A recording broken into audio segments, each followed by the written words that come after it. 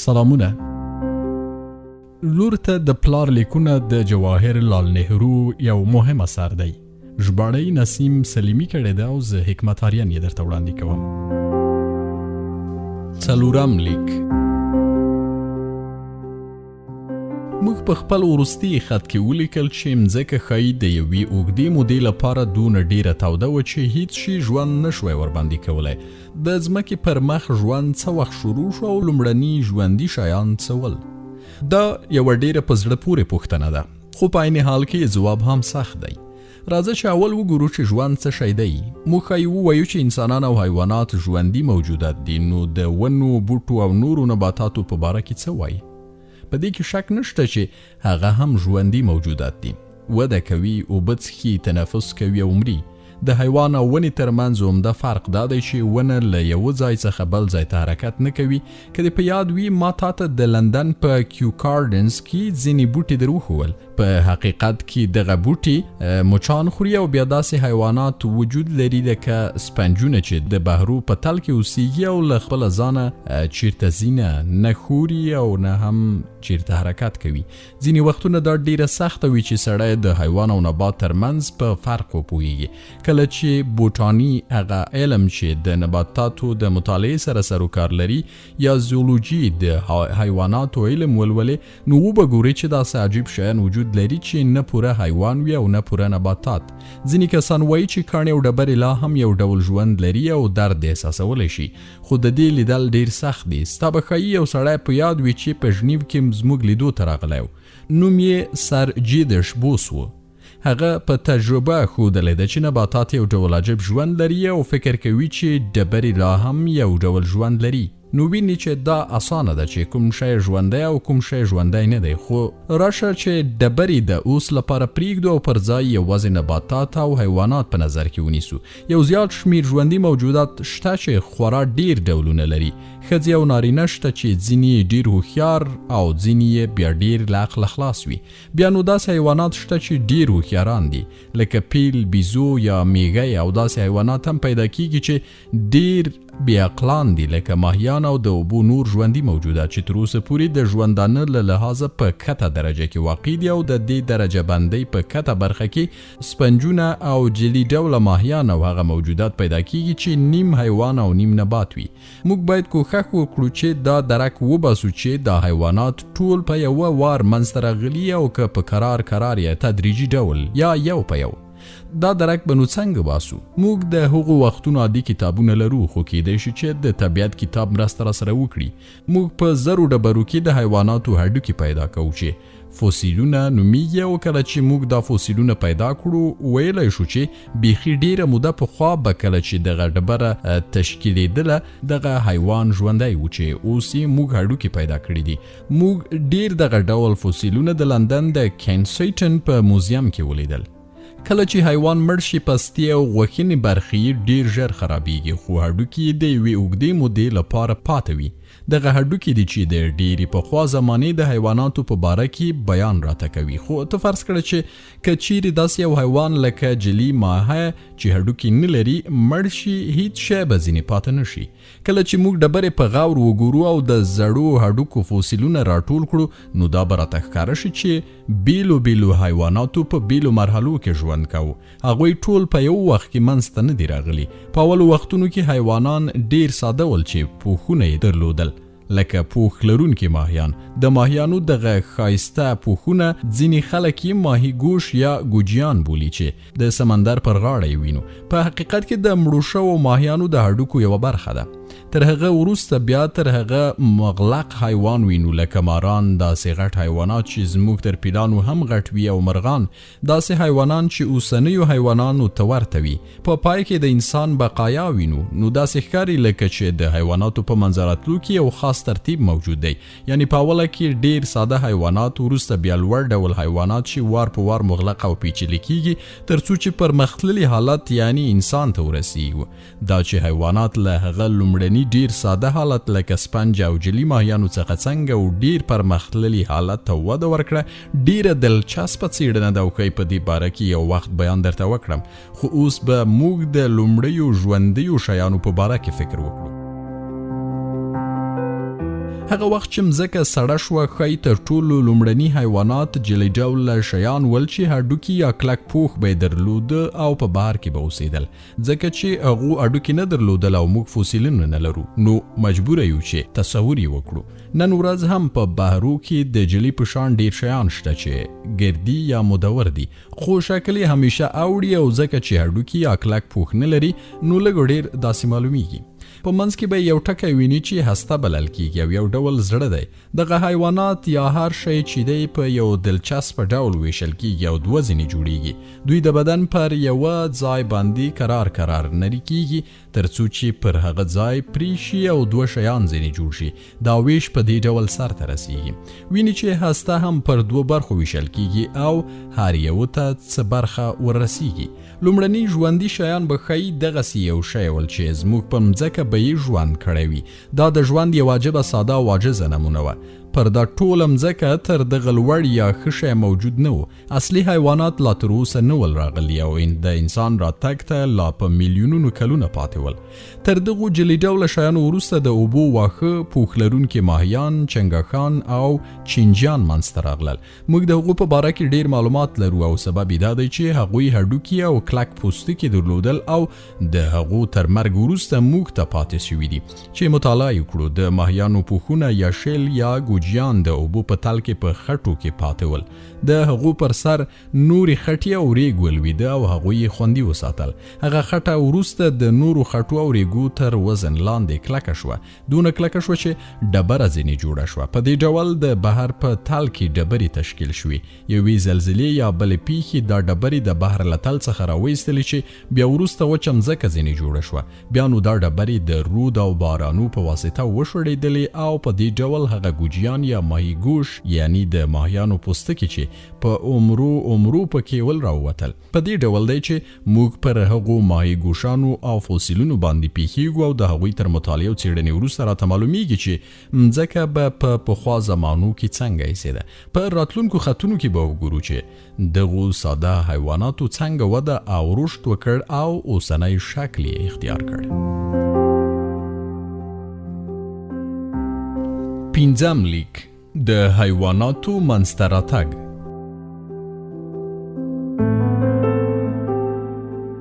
موږ ولیدل چې د مځکې پر سر د ژوند لومړی نښاني ساده کوچني بحري حیوانات او بحري نباتات ول. هغوی یوازې په اوبو کې ژوند کولی شوی او کله اوبو څخه راوتلي وای نو وچېدل او خامخا مړه کېدل. لکه جلي ډوله ماهیان چې نن له اوبو څخه راوکاږي د اوبو پر غاړه یې پرېږدي وچیږي. خو ښایي په هغو ورځو کې به تر نن ورځې بیخي ډېرې اوبه او ډېرې څپې موجودې وي. اوس هغه جلي ډوله ماهیان او نور بحري حیوانات چې نظر و نورو حیواناتو ته یې پوست یو څه کلک و یو څه اوږد ژوند درلود. ځکه چې له اوبو څخه د باندې ډېر ژر نه وچېده نو په کراره هغه جلي ډوله ماهیان او د هغو په شان نور حیوانات لږ شول او دلیل یې دا و چې هغو په اسانۍ سره په وچه مځکه ژوند نشوی کولی او کرار یې پر ځای هغه حیوانات راغلل چې نسبتاً کلک پوستونه یې درلودل. دې خبرې ته متوجه کېدل ډیر دلچسپه دي. د دې معنا دا ده چې حیوانات په کراره ځان له خپل چاپیریال یا محیط سره برابروي. موږ په لندن کې د جنوبي کنسینټن په موزیم کې ولیدل چې هغه حیوانات او مرغان چې په سړو حیواناتو کې په سړو هیوادونو کې چې هلته ډیر یخي پیدا کیږي په ژمي کې ځانونه د واورو په شان سپینوي او په تودو هیوادو کې چې شینګیا یا شنه ګیا او ونې پکې ډیرې وي بیا زرغون یا نور روښانه رنګونه ځان ته اختیاروي. یعنی دا چې دوی ځانونه له خپل محیط سره برابروي. هغوی خپل رنګونه د دې لپاره اړوي چې ځانونه له دښمن څخه وساتي. ځکه چې که دوی د خپل محیط په ډول رنګ ولري نو په اساني نه لیدل کیږي. په سړو هیوادونو کې پوستکي ګڼ ویښتان پیدا کوي څو له یخه وساتل شي. که پړانګ وویني هغه ژیړې لیکې لري. داسې معلومیږي لکه د لمر وړانګې چې په ځنګله کې پر مځکه ولویږي. په یوه ګڼ ځنګله کې پړانګ په اساني نه لیدل کیږي. دغه په زړه پورې حقیقت چې حیوانات کوښښ کوي چې د خپل محیط شاوخوا سره تطابق وکړي یو ډیر مهم شی دی. البته چې حیوانات په خپله کوښښ نه کوي چې تغییر وکړي خو هغه ډله چې تغییر کوي او ځان له خپل محیط سره برابروي هغو ته د ژوندي پاتې کېدو ډیر امکانات برابریږي. ځکه یې نو شمیر ډیریږي او د هغو نورو حیواناتو تعداد لږیږي چې له محیط سره ځانونه نه برابروي. دا حقیقت ډیر شیان روښانه کوي. دا روښانوي چې ساده حیوانات په کراره د حیواناتو لوړ ډول او ښایي پس له میلیونونو کلونو څخه انسان ته وده وکړي.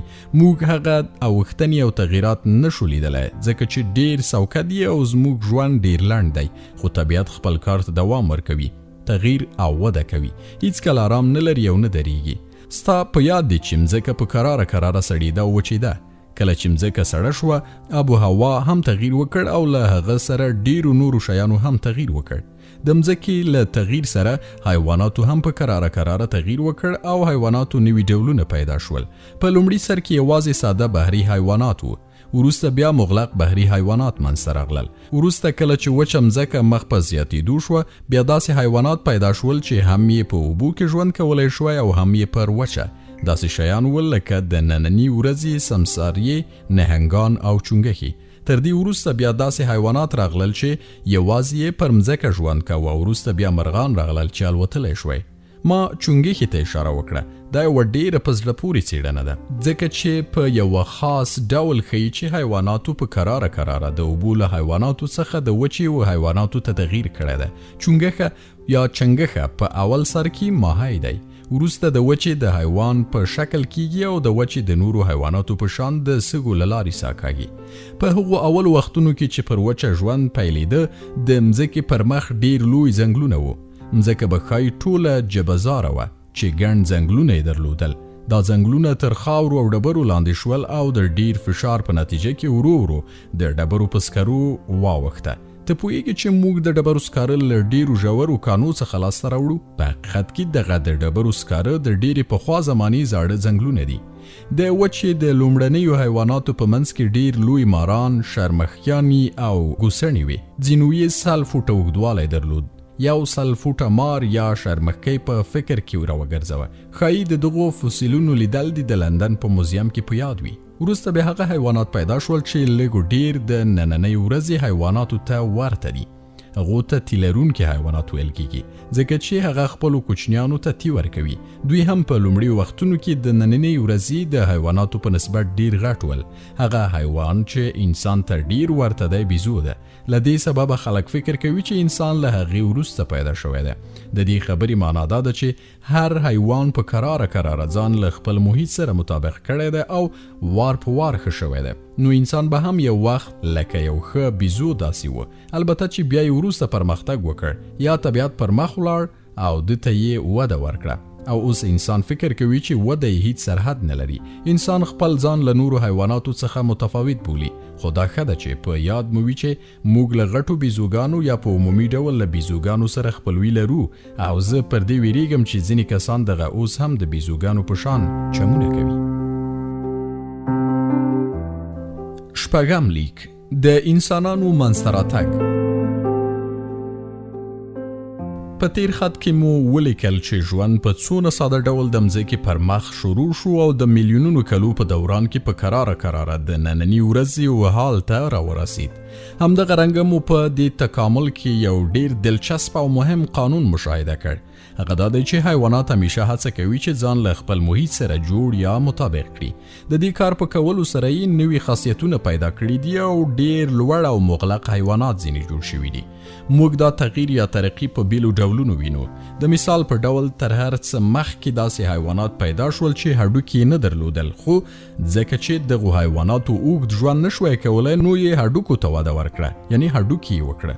لومړني هډوکي چې په هغو کې وده وکړه شمزی یا د ملا هډوکي یا ستوني فقرات ول. په دې ډول 2 ډوله حیوانات منځته راغلل. اول هغه حیوانات چې هډوکي نه درلودل یعنی بې هډوکي حیوانات، او هغه حیوانات چې هډوکي درلودل یعنی هډوکي والا حیوانات. البته چې انسانان او هغه حیوانات چې په خپل شاوخوا کې ویني هډوکي لري. اوس نو سړی داسې ساده حیوانات ویني لکه ماهیان چې هګۍ اچوي او هوري یې پرېږدي. په زرهاوو هګۍ اچوي خو کومه پاملرنه یې نه کوي. مور د خپلو کوچنیانو په روزنه کې هیڅ ډول برخه نه اخلي، فقط هګۍ اچوي او بیا پر هغې خوا ورګرځي. لا نه، ځکه چې هیڅوک د دې هګیو روزنه نه کوي. نو یوه ډیره برخه یې مري او یوازې له یو څو هګیو څخه یې ماهیان راوځي. ډیره لو ضایع نه ده. خو هر څونه چې لوړ حیوانات مطالعه کوو د هغو د اولادو شمیر لږ وي، خو میندې په خپلو اولادو پسې سم سر ګرځوي. چرګه هم هګۍ اچوي، خو پر کینی او شاربي او کله چې بچیان له هګیو څخه راوځي تر یو وخته پورې دانه لا هم ورکوي. هغه وخت چې لوی شي بیا دونه چورت نه پکې وهي. په هغو لوړو تیلرونکو حیواناتو کې چې مای په تیر لیک یادونه وکړه ډیر تغییر منځته راغلی ده. دا حیوانات لکه سپیان، پشیانی او سویانی هګۍ نه اچوي، خو میندې هګۍ په ځان کې دننه ساتي او پوره پاخه کوچنیانې زیږي. مور تر لنګون وروسته کوچني ته تی یا شیدې ورکوي. په دې ډول مور د خپل چچي ډیره روزنه کوي، خو سره له هغه دلته هم بیخي ضایعات لیدل کیږي. سوی په هرو څو میاشتو کې یو وارخه ډیر چچیان واچوي او د هغو له جملې څخه ډیر مري. خو یو لوړ یا پرمختللی حیوان لکه پیل یوازې یو چچی زیږوي او ښه پاملرنه کوي. نو ته لیدلی شي کله چې حیوانات پر مخ ځي هګۍ نه اچوي، بلکې د ځانو په شان پاخه چیچیان زیږوي او ډیر پرمختللي حیوانات بیا پر یو وخت یو چیچی اچوي. دا به هم ویني چې لوړ حیوانات له خپلو چیچیانو سره مینه لري او په روزنه کې ډیره برخه اخلي. په دې ډول نو انسان باید لومړی له یوې کتې درجې څخه واده کړی وي. لومړني انسانان به په مشکله دغسې خلک ول، لکه موږ چې اوس پیژنو. هغوی به ښایي نیم بیزوګان او نیم انسانان ول. ستا په یاد دی چې یو وخت د جرمني په هایدرلګ نومي ښار کې د یوه پروفیسر لیدلو ته راسره ولاړې. هغه موږ ته د فوسیلونو یو موزیم په تیره بیا یوه ککرۍ یا جمجمه چې په ډیر احتیاط یې په تجرۍ کې ساتلې وه راښکاره کړه. هغه ککرۍ د یوه پخواني انسان وه. هغه جمجمه هایدلبرګ ته نږدې د کیندنو په نتیجه کې پیدا شوې وه، ځکه یې نو موږ د هایدلبرګ د سړي په نامه بولو. البته چې په هغو زمانو کې هایدلبرګ یا کوم بل ښار وجود نه درلود. په هغو پخوا وختونو کې چې لومړنیو انسانانو ژوند کاوه هوا ډیره سړه وه. هغه وختونه د یخي د زمانې یا د یخي د عصر په نامه یادیږي، ځکه چې شاوخوا ټول ځایونه بیخي یخ نیولي وه. د یخي هغه غټې ټوټې چې نن ورځ په شمالي قطب کې پیدا کیږي په هغو وختونو کې تر انګلستان او جرمني پورې راغلې. پر انسانانو به ښایي ډیر تکلیف و او ژوند به یې له ډیرو سختیو سره مخامخ و.